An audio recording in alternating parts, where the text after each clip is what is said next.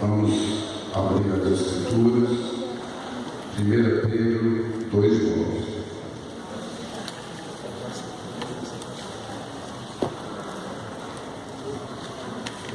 Ação santa, povo de propriedade exclusiva de Deus, a fim de proclamarmos as virtudes daquele que vos chamou das trevas para a sua maravilhosa luz. Vamos tentar reproduzir isso. Diga isso. Vós, porém, sois sacerdócio real, nação santa, povo de propriedade exclusiva de Deus, a fim de proclamar as virtudes daquele que vos chamou das trevas para a sua maravilhosa luz. Olha, traduzindo isso, né? Vocês são uma raça eleita. Na época em que isso foi escrito, as raças eram os povos, né? Tinha os bárbaros, os gregos, os europeus lá. E agora, gente de tudo quanto é raça, gente branca, gente negra, gente de tudo quanto é lugar, tudo quanto é nacionalidade, se torna uma única raça, a raça eleita. Então, quando a gente se identifica por várias coisas, né? Uma das coisas que nos identifica é a nossa cor da pele, nossa classe social, nossa preferência política. As pessoas se identificam por diversos motivos, né? E o Senhor nos chama aqui a gente se entender, se identificar, se ver como uma raça eleita. Eleita por quê? Eleita por Deus. O nosso Deus nos elegeu. O nosso Deus nos comprou. O nosso Deus nos chamou. O nosso Deus nos escolheu antes da fundação do mundo. Então, cada um de nós faz parte de um povo, de uma raça, de um coletivo de gente que está unido por motivos completamente diferentes que as pessoas se unem aí. Nós somos um em Cristo. Nós não somos um por causa da cor da pele, nós não somos um por causa do nosso sobrenome, nós não somos um por causa do nosso poder aquisitivo, nós não somos um porque a gente mora perto. Tem gente aqui que mora tão longe do outro. Tem gente aqui que veio com esperança, possível, lá que eu sei, né? É tão inviável se reunir assim, aqui nesse lugar, para tanta gente. Tem gente que acordou tão cedo, saiu tão longe. Mas nós nos unimos por alguém que nos elegeu. E nós somos uma raça eleita. E a gente gosta de estar junto, não porque temos uma montoeira de coisas em comum, mas porque nós temos uma eleição em comum. Nós somos eleitos por Deus. Então, raça eleita, sacerdócio real. Naquela época que isso foi escrito, tinha os sacerdotes. As religiões tinham seus sacerdotes. O povo judeu tinha os seus sacerdotes.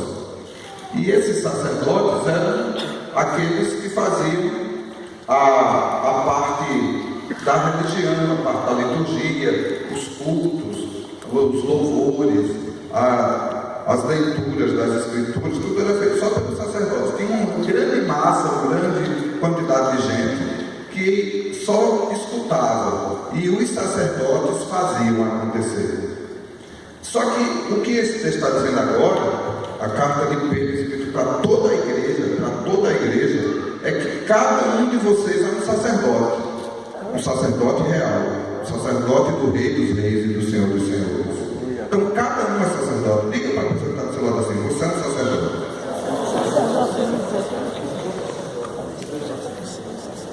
Essa vida de sacerdote, a gente precisa entender bem, pelo menos 3 coisas que um sacerdote faz.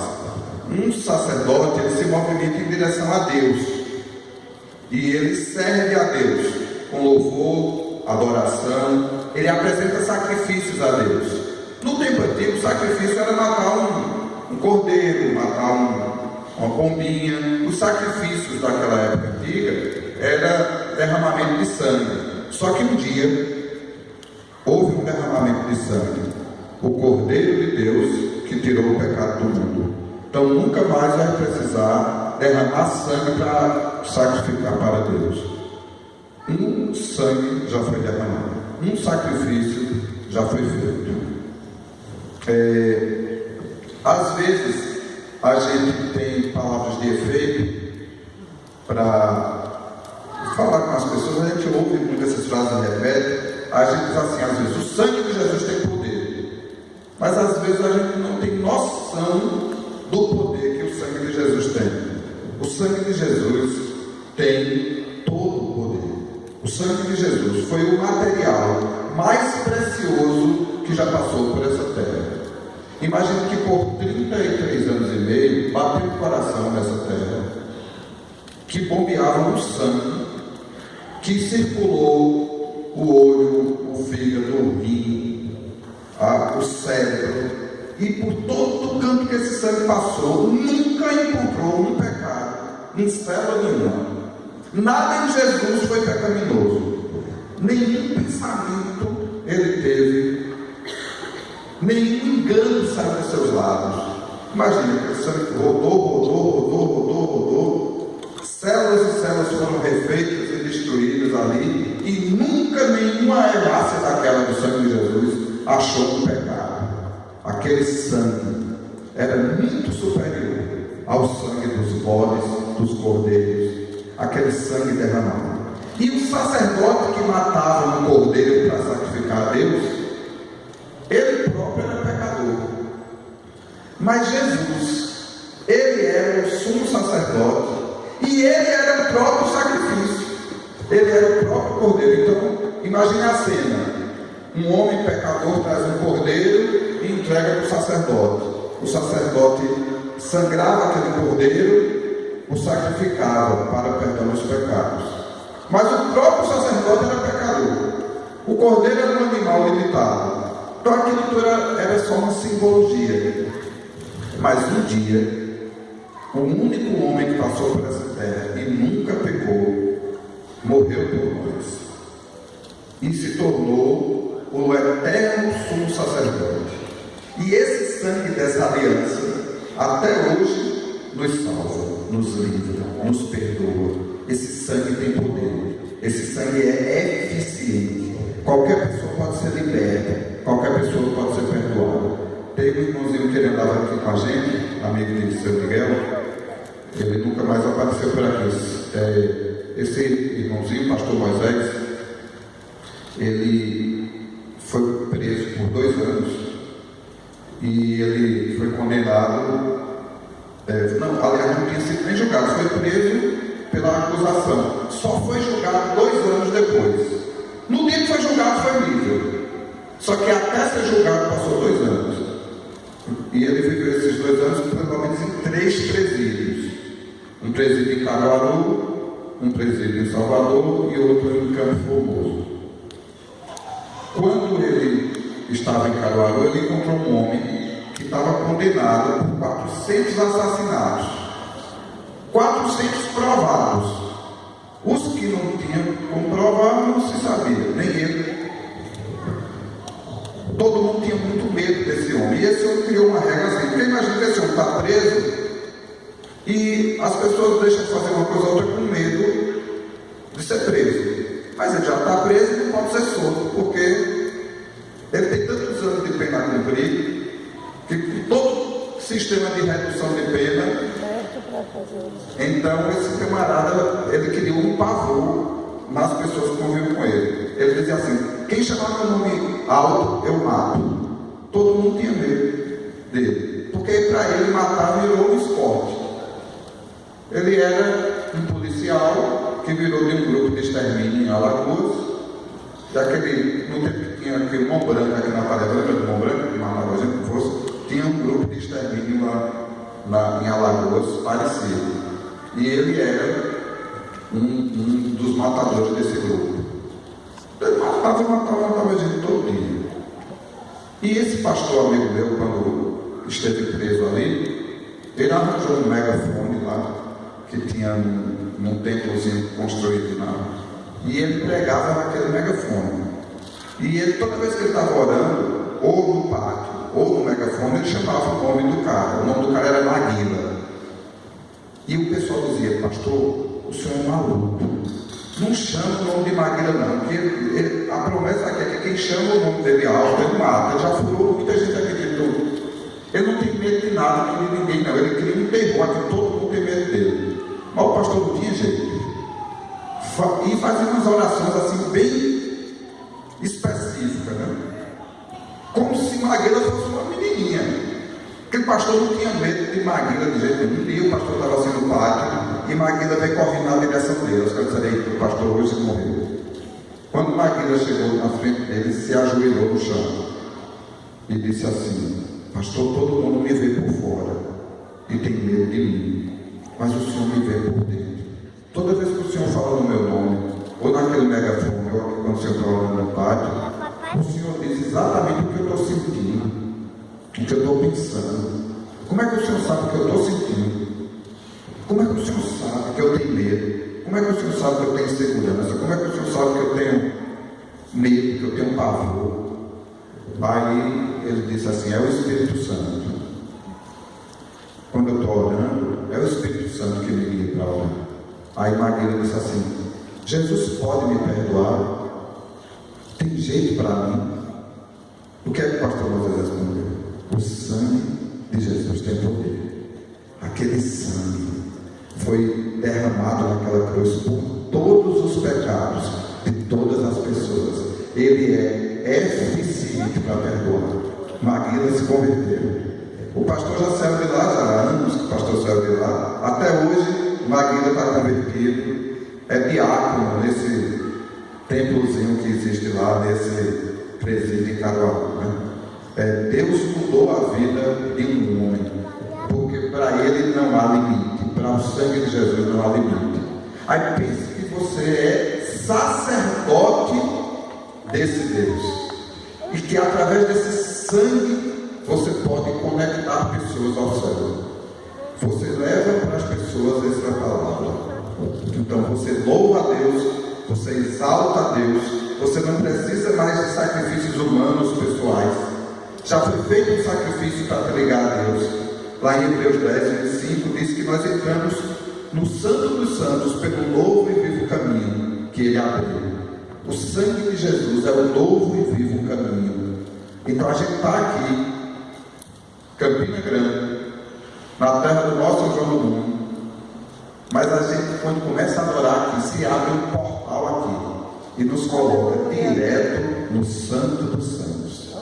E o acesso para o Santo dos Santos, o acesso para esse camarote VIP aí do universo, é o sangue de Jesus Cristo. Vocês estão vendo que eu fui para o Parque do Povo várias vezes nesses dias. Eu só estou falando aqui no Parque do Povo, é que eu fui evangelizar vários dias com os irmãos aqui. Gente, a gente precisa voltar os nossos olhos para fora. Aí estava eu e a irmã lá no meio de uma chuva, os caras chegaram para vender o ingresso do camarote, né? Dizer, a gente está vendendo também aqui. Do melhor que tem. Aí o cara disse: qual é? Eu, o passaporte para o céu. O preço é o sangue de Jesus Cristo. Já foi pago, está liberado aqui. E a gente ficou ali, pregava para uma pessoa, pregava para outra. Gente, nós existimos aqui nessa terra para ser sacerdotes do Deus vivo, para servir a Ele, para louvar a Ele, para amar uns aos outros e para pregar o Evangelho. Não tem sentido para nós vivermos nessa terra pensando só em comida, em bebida, em emprego, em carro. Isso não tem sentido. Isso não faz sentido. Nós somos aqui como se nós fôssemos peregrinos, forasteiros, viajantes, itinerantes. Essa não é nossa terra. Essa não é nossa pátria. Nossa pátria é do céu. Nós estamos de passagem aqui. Construir tesouros nessa terra é uma perda de tempo. Passou um irmão aqui em fevereiro, aí ele contou que construiu uma casa. E a casa ficou grande, bem jóia. Na verdade ele comprou uma casa. A casa era toda boazinha, só a cozinha que era velha. Aí ele reformou a cozinha. Quando reformou a cozinha, aí a casa ficou velha, porque a cozinha estava bem novinha, bonitinha. Aí ele foi reformando, porque eu tempo de reformar a casa toda. Um ano e meio que ele sentou assim no sofá, ligou a televisão. Aí ele sentiu vazio, que ele disse: é para isso.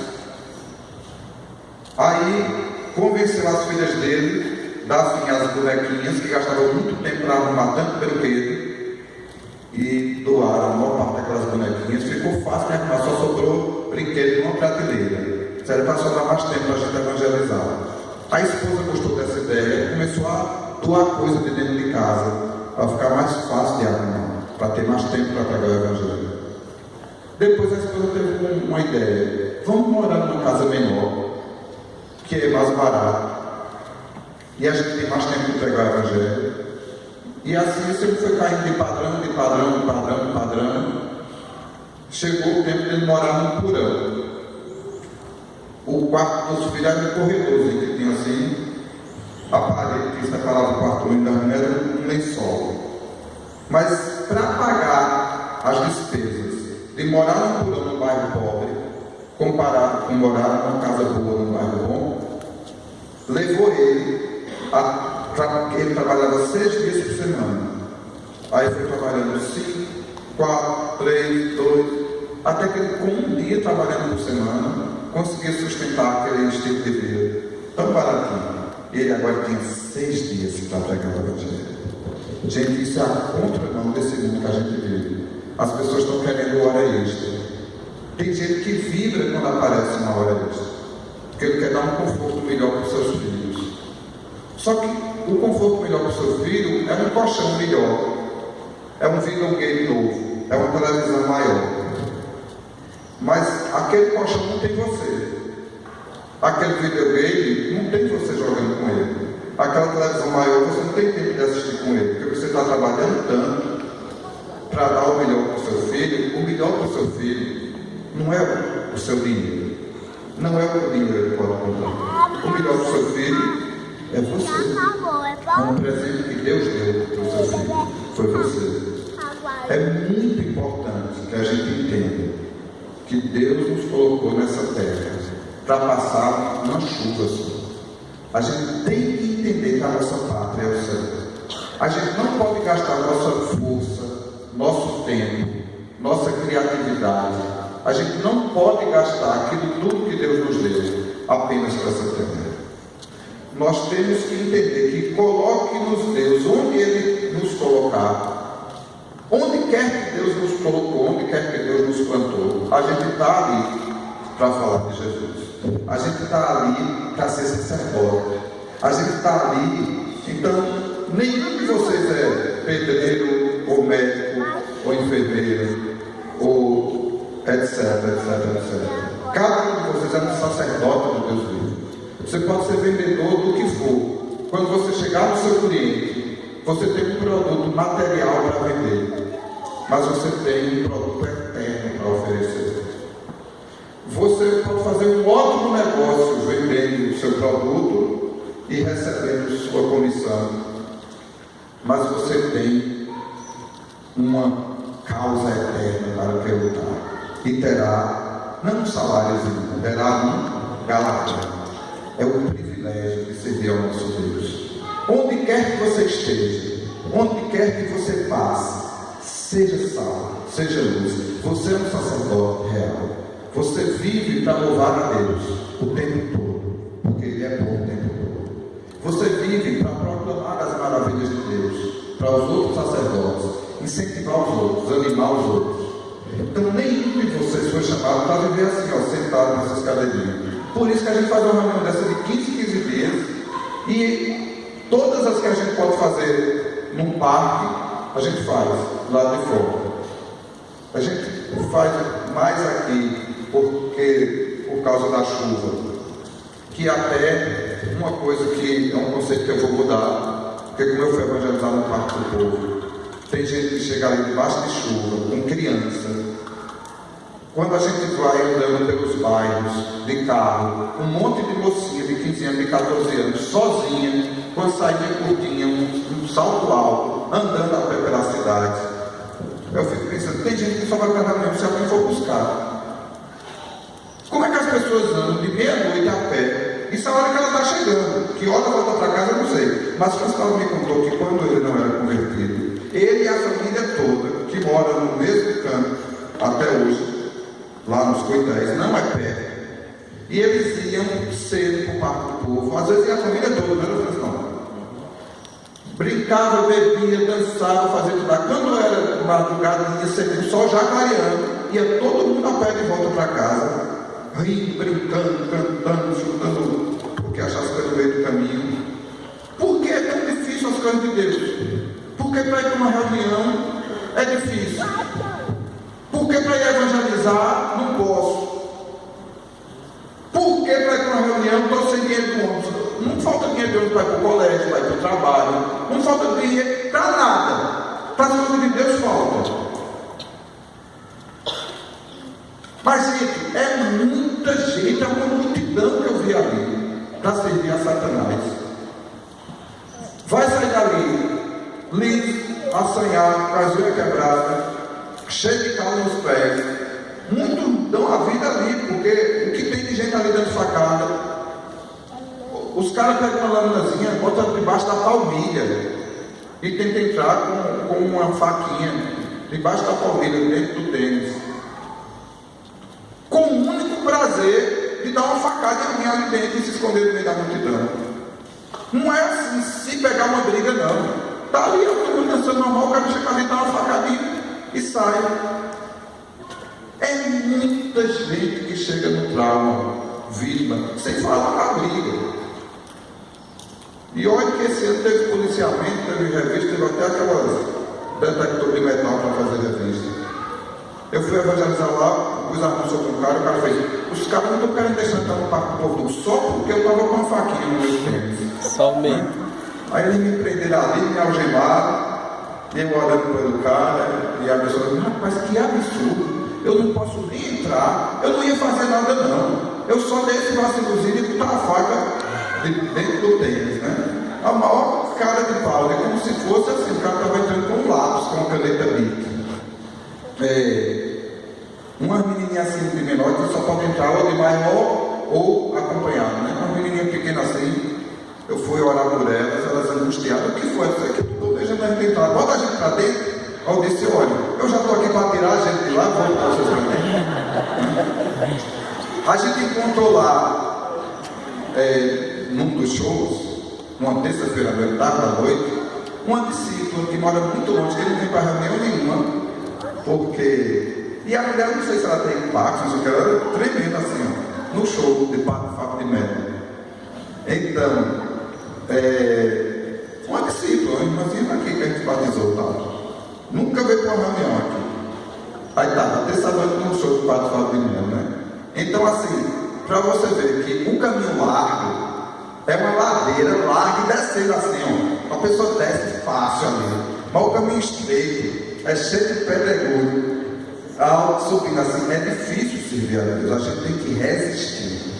Não é fácil, não. Toda tentação é para a gente ir para o caminho largo. Para ir para o caminho largo, tudo é fácil. Dá saúde, dá força, dá vontade, dá energia. Para ir para as coisas de Deus, dá sono, dá preguiça, dá angústia, dá cãibra, dá gripe, dá... Tudo quanto é problema aparece. Tudo quanto é problema aparece. Na hora de você sair para fazer as coisas de Deus, todo tipo de confusão aparece. Nós temos que resistir. Com que entendimento? O entendimento que você é o sacerdote. O sacerdote não é quem está aqui com esse microfone ou quem está tocando ali, não. Cada um de vocês é um sacerdote. Quando a gente está aqui numa reunião dessa, tem tanta gente aqui precisando de oração, que não será feita aqui no microfone, que precisava que você impusesse as mãos sobre a pessoa. Tem tanta gente, até uma reunião dessa, que está precisando de você, de sua oração, de sua imposição de mãos. Sem falar em gente que nem veio para uma reunião, que precisa de sua visita na casa dela. E de gente que está perdida no mundo lá fora. A gente foi evangelizar na quinta-feira, e um amigo de Gabriel se aproximou e a irmã perguntou para ele, você acredita em Deus? Ele fez, não foi o cara de pau, mas foi o cara que mais ouviu o Evangelho os amigos dele iam passando, ia cumprimentando ele, saindo. E a irmã pegou uma primeira, meu amigo. A irmã não parou nem para respirar. Quando a irmã estava com aquela salivinha seca aqui no canto da boca, não sei o que lá. E o cara ouviu, foi a pessoa que mais ouviu. Tem gente que a gente se aproxima, a pessoa corre, né? Eu percebi que a melhor pessoa para levar para evangelizar é Lena. Lena não está aqui não, né? Lena, mãe de Rani e Raia. Gente, Lena já vai abraçando a pessoa, parece que conhece. Me dá um abraço aí, depois que agarrou aqui, ela não solta mais. Sei que lá, uma pessoa se soltando e ela. Aí foi muito jóia esses dias que nós tivemos lá. Entendendo esse chamado, nós somos um sacerdócio real. Nós somos embaixadores de Deus aqui na terra. Deus está querendo trazer uma mensagem para cada uma daquelas pessoas. Às vezes, quando a gente vai evangelizar num lugar desse, a gente não colhe muito fruto dessa evangelização. Mas sabe qual é a principal pessoa que se converte? É a gente mesmo. Porque no outro dia, quando a gente chega num lugar, a gente está com a cabeça turbinada, a gente está querendo falar de Jesus, a gente está querendo abençoar as pessoas, a gente está querendo levar uma palavra. Então, vós, porém, sois raça eleita, sacerdócio real, nação santa. Aí onde está, gente? Não é uma religião que a gente frequenta, não é um culto que a gente vai, é um estilo de vida. A gente é chamado a ser uma nação santa. Não é só glória que a gente grita, não é só pulo que a gente dá, não é só reunião que a gente frequenta, não é só evangelismo que a gente faz. É uma nação santa. O que é uma nação santa? É um povo santo, é um povo separado do mundo, é um povo que no seu sangue, no seu DNA, não tem pecado. O pecado é condenado. O pecado é desestimulado, o pecado é denunciado. Então, o andar na luz é uma delação premiada de si mesmo. O andar na luz é o seguinte: eu me entrego a mim mesmo, eu me denuncio e eu recebo perdão. Olha que troca boa. Porque na delação premiada da Lava Jato, o cara entrega os crimes do outro e o dele é perdoado.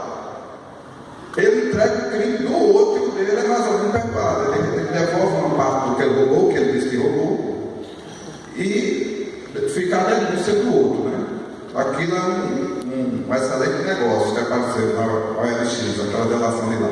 Mas a da gente é melhor ainda. Pense que você confessa os seus pecados, e a Bíblia diz: aquele que confessa e deixa alcança misericórdia. Se confessarmos os nossos pecados, Ele é fiel e justo para nos perdoar os pecados e nos purificar de toda injustiça. Então, existe um caminho aqui chamado santidade. Você está andando nele e você é santo. Você é santo. Você está andando no caminho da santidade. Aí você dá uma escapulida, faz uma besteira, diz uma mentira. Aí quando você der essa escapulida, você não é obrigado a ficar aqui. O que é que você faz? Chama o irmão: meu irmão, eu menti. Meu irmão, olha aqui por mim, eu fiz errado. Na hora que você anda na luz, o que é que o sangue de Jesus Cristo faz? Lhe purifica de todo. Se o sangue de Cristo lhe purificou de todo pecado, você voltou ao quê? A santidade. Você voltou para o mesmo ponto onde você estava antes de cair. Aí você vai seguir no caminho da santidade. Então é muito, muito, muito, muito importante que a gente entenda que nós somos uma nação santa. Nós somos uma nação chamada por Deus para ser igual a Deus. 1 Pedro 15 diz assim: sede santos porque eu sou santo. Custa o que custar, doa a quem doer. Eu tenho um chamado para ser santo. Eu não tenho um chamado para agradar nem a mim mesmo, nem a pessoa A, B ou C. Eu tenho um chamado para agradar o Deus Todo-Poderoso, a quem eu sirvo, a quem eu amo, aquele que deu a sua vida por mim. Então eu vou lutar com toda força pela santidade. A Bíblia diz assim: na vossa luta contra o pecado, não resististes até o sangue. Hebreus 12. é muito importante que a gente resista, até o sangue dar na canela. A gente vai servir ao nosso Deus, a gente vai andar na direção dele, a gente vai lutar contra o pecado. Então, o pecado é para ser denunciado, desestimulado, pecado é para ser repreendido. Então, quando você vê o pecado em você mesmo, chegando perto de você, fuja dele. Porque a Bíblia diz assim, em Isaías 59, 1 e 2: meus olhos não estão cegos que eu não possa ver, meus ouvidos não estão tapados que eu não possa ouvir, minhas mãos não estão aleijadas que eu não possa abençoar, mas os vossos pecados fazem separação entre vós e do vosso Deus. Então, o pecado nos separa de Deus. O pecado é um terrível abismo que nos separa da vida eterna. Então, o pecado está ali, eu fujo dele. A Bíblia diz que a gente deve fugir da tentação, fugir da aparência do mal. Tem gente que vê o pecado assim, aí você quer assim, mas tem pecado assim, ó. Fica aqui brincando com fogo. Quem brinca com fogo? E quem paga para ver? Vera lá. Quem paga para ver, vê, como diz o povo. Brinca com fogo, se queima. Quem brinca com pecado